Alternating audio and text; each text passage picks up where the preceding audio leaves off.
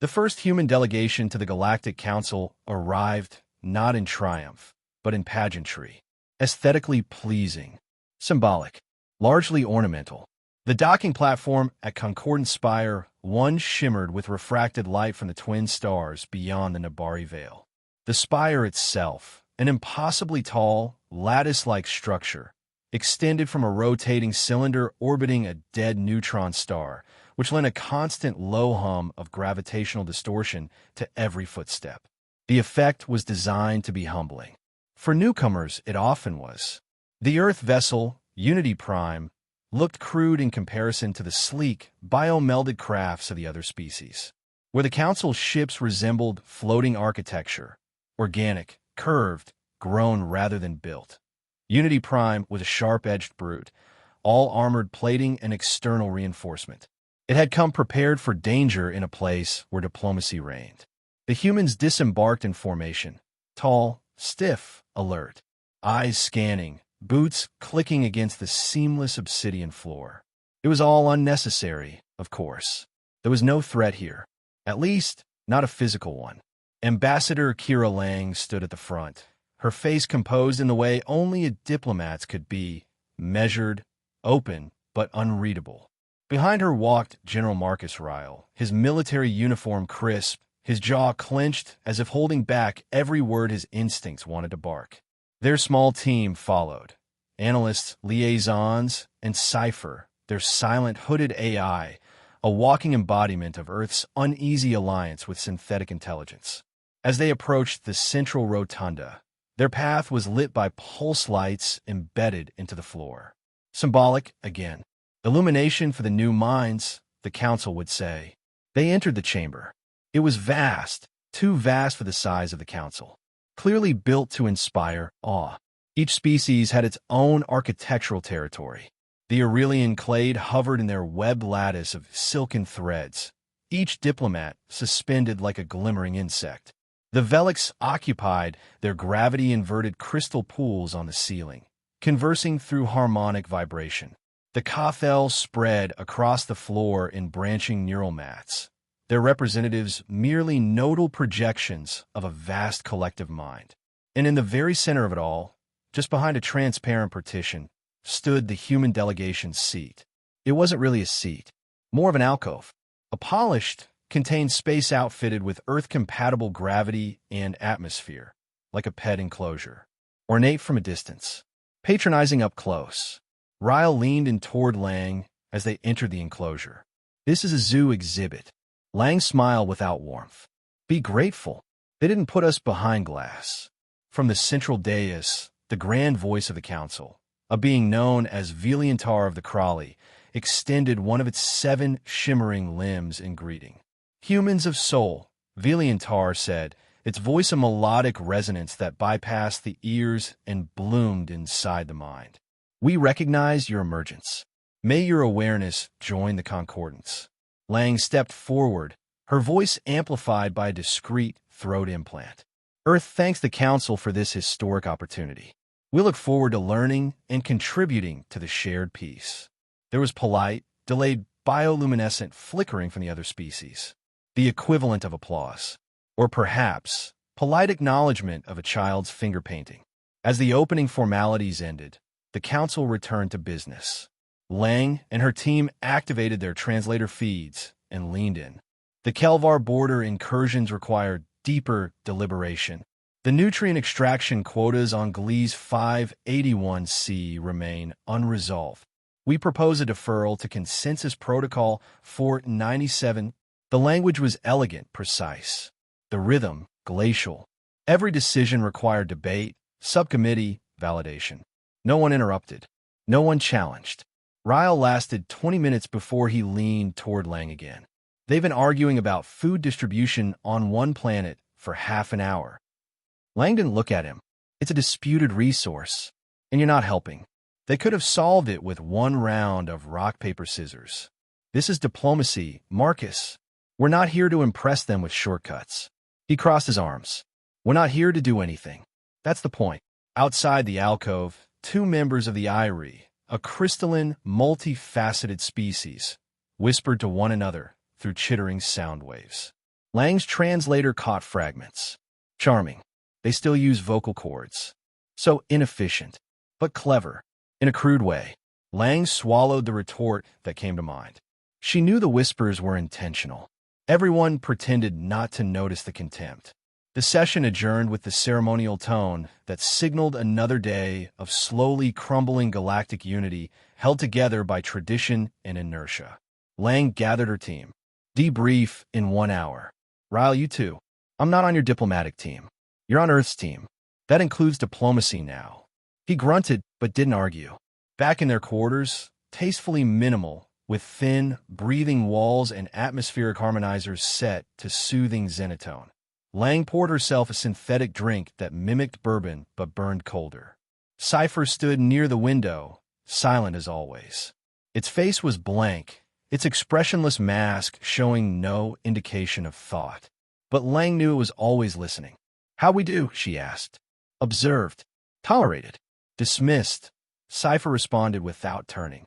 "You were categorized under interesting anomaly." Ryle entered behind them. "Better than I expected." Lang turned to him. "You're used to being underestimated. How do you usually handle it?" He smiled, but it didn't reach his eyes. "I let them." She frowned. "What good does that do?" "They stop watching. That's when you move." Lang sipped her drink. "This isn't a battlefield." He looked out the viewport at the council's immense structure glowing against the backdrop of stars. "It will be." The first loss was quiet. A listening post on the outer edge of the Telnari expanse. Post V17 ceased transmissions at 0400 Standard Galactic Time.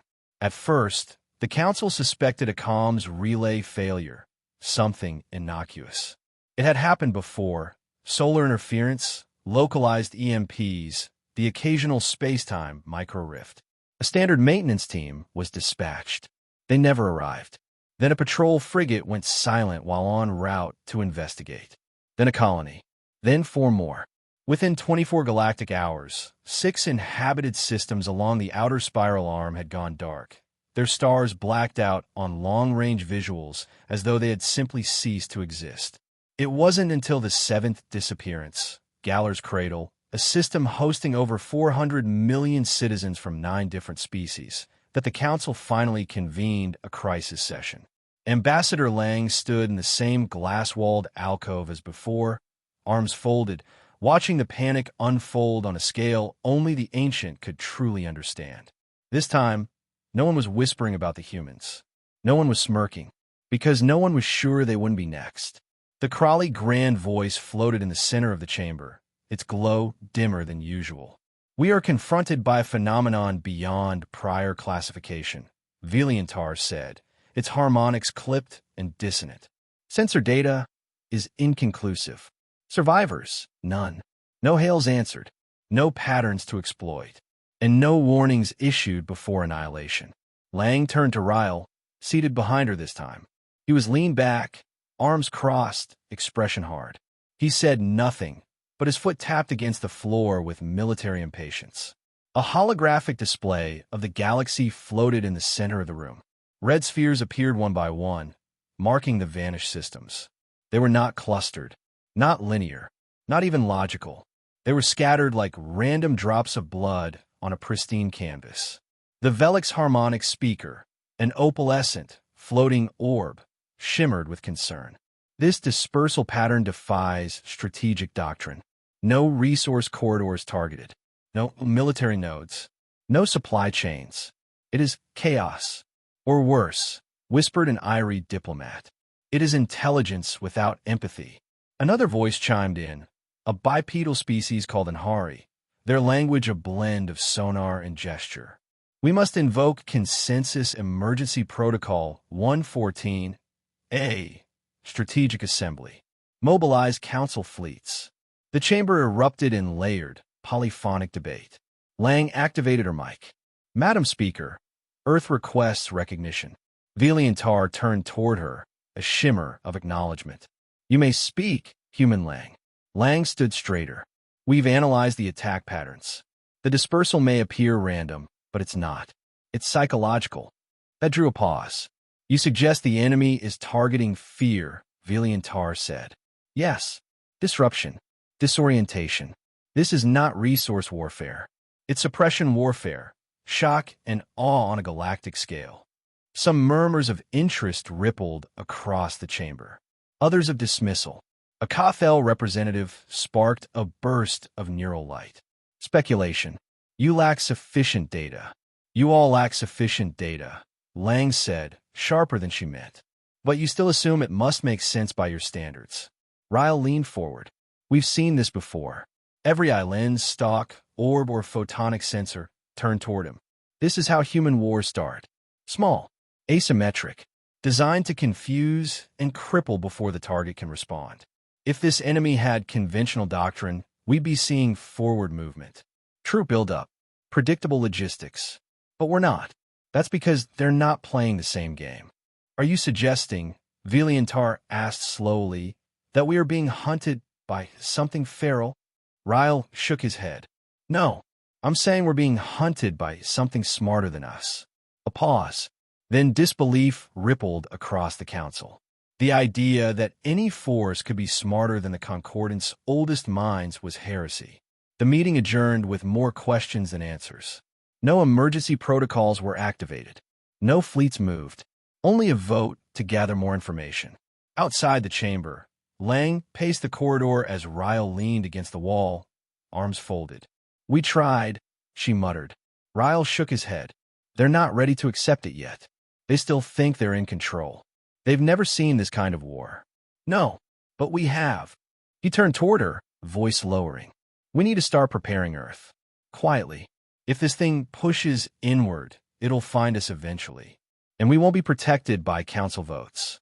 Lang didn't answer. She was already opening a comm link. 3 days later, a new report arrived. Not from a council system, but from a human deep space listening array in Sector 54P. The Silex had moved again.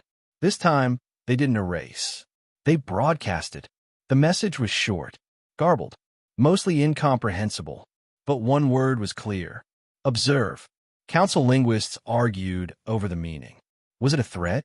A warning? A declaration? Scifi decrypted the rest of the signal. Lang stared at the translated text on her holopad. Observe. Understand. Surrender. She sent it directly to Viliantar with no diplomatic wrapping. A day later, the Velik's homeworld's outer defensive ring collapsed. No known weaponry had touched it. No debris. No survivors. Nothing. It was General Ryle who said the words first, half joking, mostly bitter. In case of emergency, break the humans. They were sitting in the Mission Ops Center on board Unity Prime, Earth Command vessel still orbiting Concordant Spire 1. Around them, grim-faced officers studied real-time feeds of galactic movements.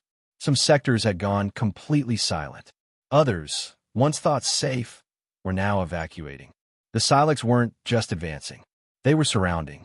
Ryle looked over at Scifi, who had been standing perfectly still in the far corner of the room, head slightly tilted like it was listening to something no one else could hear. Anything, data patterns shifting again, Scifi said. Its voice wasn't entirely human, just close enough to be unsettling. They are adaptive, and they are learning. Lang leaned over a console, watching another set of red dots appear on the galactic map. She didn't flinch. She was well past flinching. We have to make our move, she said. Ryle grunted. They're still in denial. They won't ask. They won't authorize. Then we don't wait for permission. Lang tapped her comms. Patch me through to Earth Command. Priority 1 channel. Back on Concordant Spire, the council chamber was once again full, though now the comm had been replaced with tension, the kind that thickens the air before a storm breaks. The galaxy's oldest civilizations looked frayed around the edges. The Irie no longer shimmered with ambient glow. The Velik's pulses had turned sharp and erratic. The Cathel hadn't updated their neural output schema in days, a sign of cognitive overload. Lang stood outside the alcove this time, not waiting for recognition, not asking. We warned you, she said clearly. You didn't listen. Viliantar swirled its limbs in a formal gesture of rebuke. You presume too much authority, Ambassador Lang. Ryle stepped forward. We're not here for authority. We're here because you're losing. A chorus of objection flickered and pulsed, but Lang held up a hand. We're deploying. Veliantar's glow dimmed. You have no authorization. Lang looked around the chamber. I don't recall needing any to watch you die. There was a long silence. Then a low harmonic resonance, the equivalent of stunned gasps. Veliantar's limbs curled inward. And what, human Lang, do you believe you can do that we have not already tried? Ryle stepped forward. We don't do consensus warfare. We don't wait for majority votes while cities burn. You think because you've lived longer, you understand better. But this enemy isn't playing by the rules. Neither are we. One of the Nahari leaned forward from its perch. You suggest chaos? No, Lang replied. We suggest adaptability. Surprise. Unpredictability. You built your strength on structure. The Silex are burning that structure down. We come from chaos. We were born in it. Veliantar spoke slowly. And if you fail, Ryle met his gaze. Then we die like we live. Fast, loud, and swinging. It began with the Wraith protocols. The first human fleet, comprised of stealth-adapted cruisers, AI-run corvettes, and infiltration pods, deployed to what was once the Velix border, now a dead zone. The Council had seen warfare as a slow, procedural machine. Humans treated it like an evolving ecosystem, unpredictable, messy, and fluid. On the fourth day, they made contact. The Silex ships were unlike anything in the Council's databases. They were not vessels in the traditional sense, more like biomechanical storms, constantly shifting configurations, radiating signal noise that scrambled sensors. The Council's fleets had tried to scan, categorize, and counter. Earth didn't bother. The Wraith-class ships opened with blind feints, sacrificing unmanned drones to trigger Silex reactions. Data streamed back to Scifi, who used it to adjust countermeasures in real time. Within hours, Scifi's swarms had cracked the first layer of Silex comms. Within the day, they'd predicted Silex movement with 73% accuracy. By the second day, human fire teams landed on what remained of the Velix moon outpost. Unbreathable air, zero atmosphere, active decay fields, environments no other Council species would have dared set foot in. Captain Ava Rourke led the squad, her armor caked in carbon ash, her pulse rifle blinking error codes. No heat signatures, she reported, but something's here. They leave echoes. Define echoes, Command responded, like shadows that don't match anything real. She didn't elaborate. She didn't need to. The Silex didn't fight like anything recognizable. They mimicked forms, twisted shapes of people long dead. They invaded minds, played tricks with light. Rourke's squad lost 3 members to something they couldn't even see. She called in orbital strikes. 2 entire grid sectors were vaporized. Effective? Command asked. Don't know, she replied. But it shut them up. Meanwhile, Scifi initiated Operation Kaleidoscope, a cyber attack that didn't seek to break into systems but to mutate them. Instead of cracking Silex encryption, Earth's rogue AIs fed it corrupted data, poison logic loops, self-replicating code. The idea was simple. Infect the enemy with insanity. Are we sure this won't come back on us? Lang asked as Scifi executed the code. No, Scifi replied. But we'll go back on them faster. Council representatives watched from their observation links in horrified fascination. The Silex reeled, not stopped, not even slowed, but for the first time disoriented. By the 7th day, the Council called an emergency session. Not to plan, to beg. Ambassador Lang didn't bother to attend. Instead, she recorded a message and sent it in. If you want to survive, she said, let us do what you never could. Act without waiting. General Ryle's fleet launched Phase 2. Black Harlequin. Every human command ship deployed an AI-powered decoy fleet. Dozens of virtual ships with heat signatures, engine trails, and false communication bursts. The Silex bit hard. They split their advance. Then Earth's exo-marines dropped into the gaps and tore them apart from the inside. One unit detonated a singularity core in the middle of a Silex assimilation hive. There were no survivors.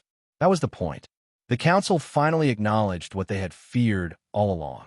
Earth was not just another seat at the table. Earth was the last card they hadn't wanted to play, and now they had no choice. War, as the Council knew it, had always been distant, sanitized by drones, managed through orbital consensus, calculated in simulations, and resolved through elegant fleets wielding precision beams and planet-sized diplomacy. What the humans brought wasn't war, not by the Council's standards. It was insurgency at a galactic scale. Unity Prime's war room had transformed into a living storm of data, heat maps, and overlapping risk charts. Cypher's predictive models morphed second by second, its voice crackling through the intercom with new strategic updates faster than most Council species could process. Sector 19H, Silex signals fragmenting. Opportunistic insertion advised. Confirm adaptive dissonance pattern. Swarm Gamma launching Feints cycle in 4.2 seconds. Loss projection for Operation Shiv, 83.6%. Acceptable under human combat doctrine.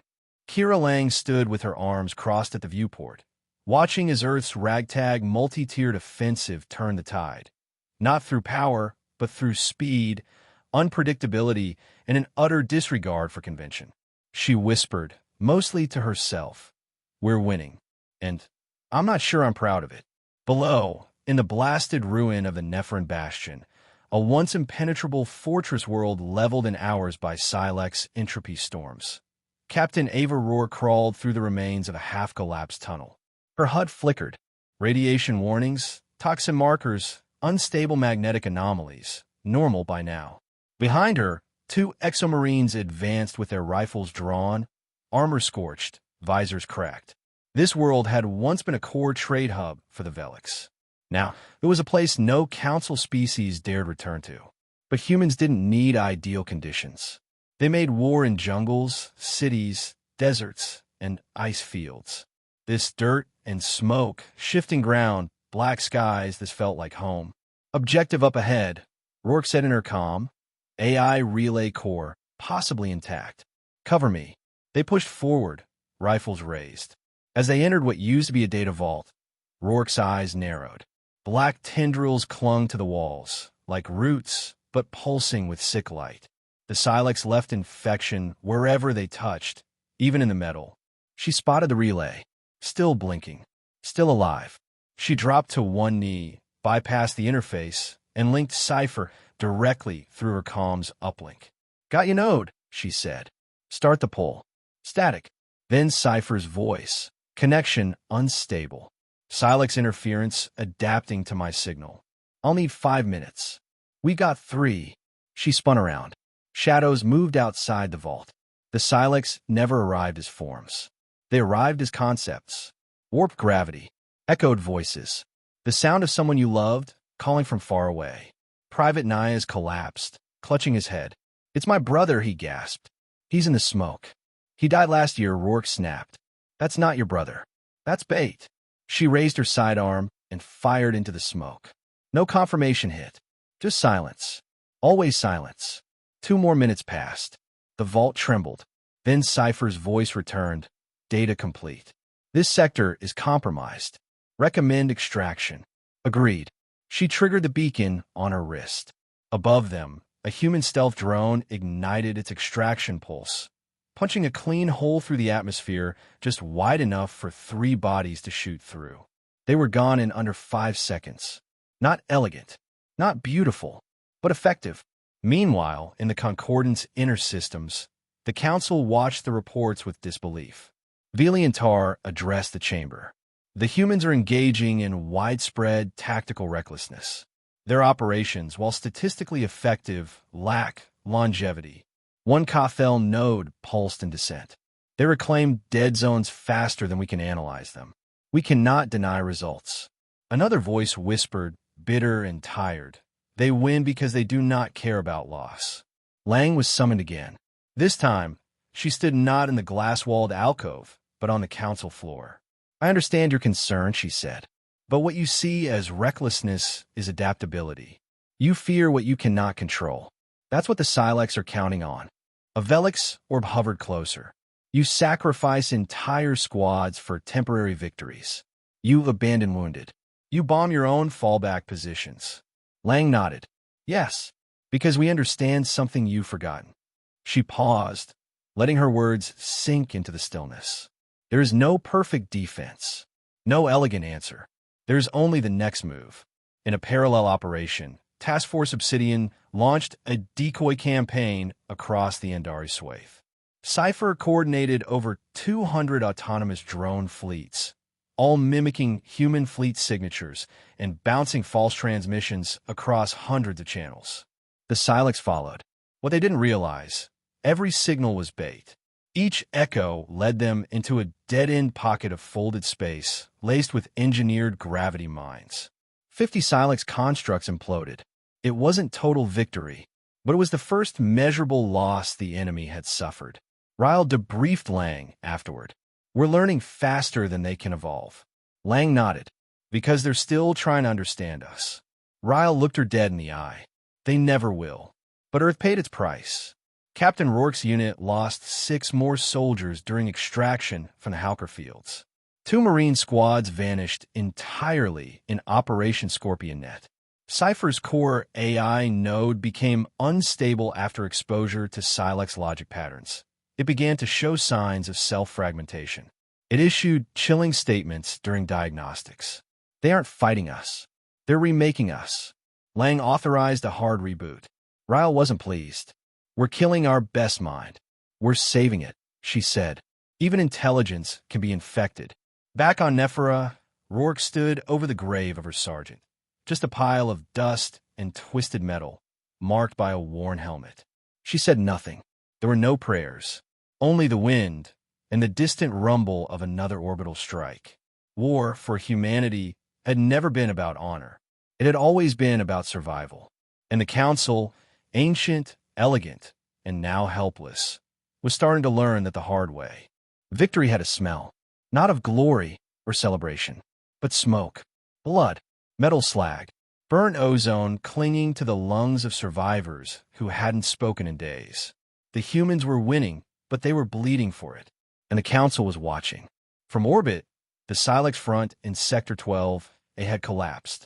3 systems reclaimed. Dozens of their constructs rendered inert. Cypher's swarm intelligences had isolated a behavior loop, something like fear, rippling through the Silex network. Earth's tactics were working, but Earth was unraveling too. General Ryle stood over the central holomap aboard Unity Prime, staring down at a blinking red icon labeled Moon 734K. He didn't blink. That's our play, Lang asked, arms folded tightly across her chest. He nodded. We tricked them into thinking Moon 734K is a fallback command center. We simulate a full evacuation route leading there. Layer false comms. Fake traffic. Let them come. And when they do, she asked, we collapse the core. It's got enough unstable mass to trigger a micronova event. It'll vaporize anything in a $0 radius. Lang stared at him. It's inhabited. For 1,000 colonists. Refugees. Velix mostly. Samhari. Her voice dropped. They don't know. They can't. She took a slow step forward, voice almost a whisper now. This is genocide, Marcus. He met her eyes without flinching. It's sacrifice. Tactical, targeted, calculated. We have one shot to cripple their second wave. Lang turned away, clenching her fists. And what if we're wrong? Then we die anyway. Slower. With more bodies. Silence. Cypher broke it. I have run projections. The strike has an 87.3% probability of halting the Silex's momentum. Without it, our chances fall below 19%. Lang nodded slowly. She didn't say yes. She didn't have to. The Council was not informed. Not until after. By then, it was already done. 1,000 Silex vessels converged on Moon 734K, drawn by false intelligence planted in the ghost network Cypher had spent days weaving. They came fast, descending in a spiraling swarm of angles and shapes not meant to exist. Ryle watched the readout in silence. Rourke's voice came in over comms. All evacuees off-world. Repeat. Moon is clean. No hostiles landed yet. Understood, Ryle said. Begin countdown. Wait, Rourke's voice returned. There's a problem. One ship went down. Crash on the dark side. Velik's evac team. 8 lives. We got their beacon. Lang's face turned pale. Pull them, she said instantly. Rourke hesitated. There's no time. Extraction window is. Pull them. Ryle stepped between her and the console. We can't risk the signal tipping the Silex. The moment they realize this isn't real. We are not sacrificing them. Lang snapped. They're gone, Kira. You think I like this? Then prove it. Do something. I did, Ryle said quietly. 5 hours ago. I sent a Marine team in without approval. She blinked. What? They're on site now. Trying to extract. On the dark side of Moon 734K, amid jagged craters and electromagnetic distortion, Sergeant Holland's boots crunched over bone-white dust. The Velik's team had huddled beneath a collapsed ridge, their translator spheres cracked, bioluminescence flickering in distress. 2 Marines hoisted them onto grav stretchers. Holland called out, "Extraction path's hot. We're under 2 minutes from trigger." The sky above shimmered red. The Silex were here. A burst of static. Rourke's voice, status. Exfil in progress. 1 wounded Marine.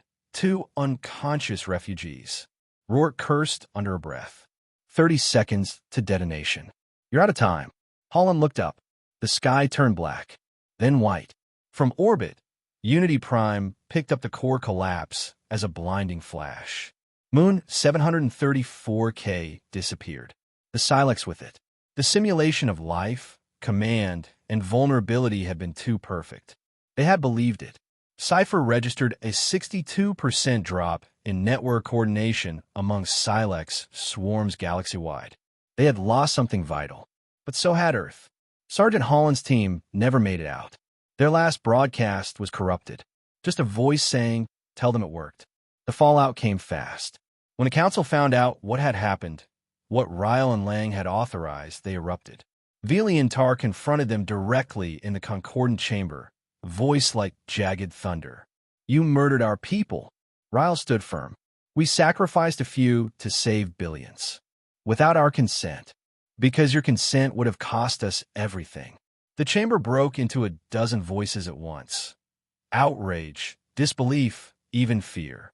Lang didn't raise her voice. She didn't need to. "You made us observers. You called us reckless. Now we've won the first major battle of this war, and it's only just begun." Vili and Tar pulsed erratically. "You claim leadership through violence." "No," Lang said. "We claim it through results."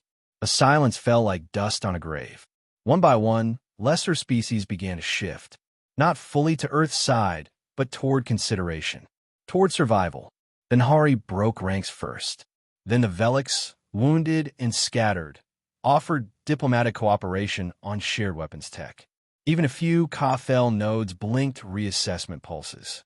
Ryle returned to the war room. Lang followed. "You knew they'd hate us for this," she said. He shrugged. "That was always going to happen. The moment we did what they couldn't." She sat beside him. "They'll never see us the same way again." He nodded. "They won't have the choice." Later, alone in her quarters, Lang watched the final message from Sergeant Holland. It had been recovered barely. The Marine's voice was tired. "Calm. We held the line. Don't let them call this cruelty. This was a shield." He paused. "If you want peace, you have to be willing to bleed for it." The file ended. Lang closed her eyes. Outside, the stars kept burning. They met in the same chamber where Earth had first been patronized, pitted, and politely ignored. But now the glass-walled alcove stood empty. The humans were no longer observers. They stood at the center. Ambassador Kira Lang, her diplomat's uniform stained from transit, stepped onto the raised platform beneath the grand concordant spire. General Ryle stood behind her, silent, arms crossed. Scifi was flanked by 2 bioengineers, its neural core still stabilizing after near fragmentation in the final campaign. The council chamber had changed, too. The Kothel's neural network flickered erratically, thinner now, frayed by contact with the Silex. The Velik's harmonic pulses had softened, no longer smooth and proud but ragged, like a chorus missing too many voices. The Irie's shimmering had dimmed to a dull glow. They had all lost, but only Earth had survived forward. Viliantar, still physically uninjured but spiritually battered, hovered in diminished light. It gestured for quiet. The chamber fell still. "We convene today not in triumph," Viliantar said, "but in survival. The Silex incursion has been repelled. Their central signal is fractured. Their swarms dispersed. Their will broken." A murmur of soft pulses echoed across the dome. "In this survival," Viliantar continued, "voice hollow came not from us, not from our traditions, not from our logic, but from them." It turned toward the humans. From Earth. Lang did not smile. She didn't need to. She stepped forward. "Your words are honest." "That's new," she said calmly. A ripple of tension spread through the chamber. Some bristled. Others nodded.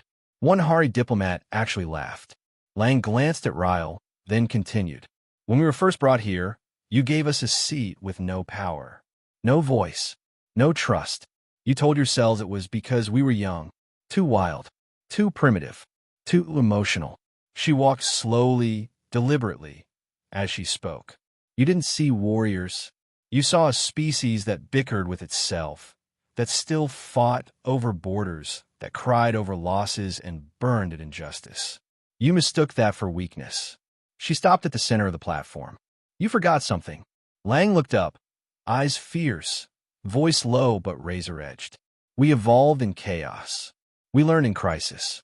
Our wars taught us how to lose. Our failures taught us how to fight. You built your systems to last. We built ours to adapt." She let that hang. "You built peace by erasing risk. We built peace by standing in fire." Viliantar slowly descended from its pedestal. "What would you have us do now?" it asked. "Bow." Lang shook her head. "No, just change." There was silence. And then, something almost unthinkable. The Kothel pulsed a unanimous transmission. Earth should lead. More pulses followed. "Let them show us how to survive in a new age. We owe them our existence. If they wish it, let Earth guide the reformation." Ryle shifted, uncomfortable. Lang took a deep breath. "We didn't come here to lead. We came to contribute. But if leadership is what this moment demands..." She looked at Ryle. He nodded just once. "Then we will not refuse it." Hours later, on the upper deck of Unity Prime, Lang stood alone, watching the starfield shift. The official titles had come through. Earth, Emergency Rotational Command of the Galactic Concordant. Not full control, but close. Enough to restructure fleets, unify defense protocols, and rewrite the very doctrine of engagement. Earth had become the first species in millennia to hold that power. Scifi stood silently behind her.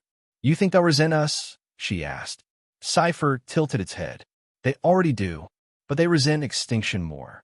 Lang gave a tired laugh. "That's almost poetic." Ryle entered, a datapad in his hand. "You should see this." He handed it over. Earth's new coalition, dozens of worlds, from former skeptics to newly liberated allies, was forming faster than anyone predicted. They weren't just joining out of fear anymore. They were aligning out of respect. "They're calling it the human doctrine," Ryle said. "Adaptive engagement. Asymmetric response. Total theater warfare." Lang raised an eyebrow. "Catchy. They're even adopting swarm AI tactics. Some Nahari generals asked to train with Rourke's Marines." She smiled. "She'll eat them alive." "She already has. Twice." They stood in silence for a moment. Then Ryle asked, "You ever think about how close we came to being nothing more than a cautionary tale? Just a footnote in their history?" Lang nodded slowly. "We still could be." Ryle looked at her. "But now we get to write the next chapter." Below them, the council began reconstruction. Not of buildings, but a purpose. New protocols replaced the old. Not everyone agreed with the changes. Some protested, others withdrew. But most stayed, watching Earth not with suspicion anymore, but with guarded hope. The galaxy had changed, because chaos had come. And for once, chaos had a flag.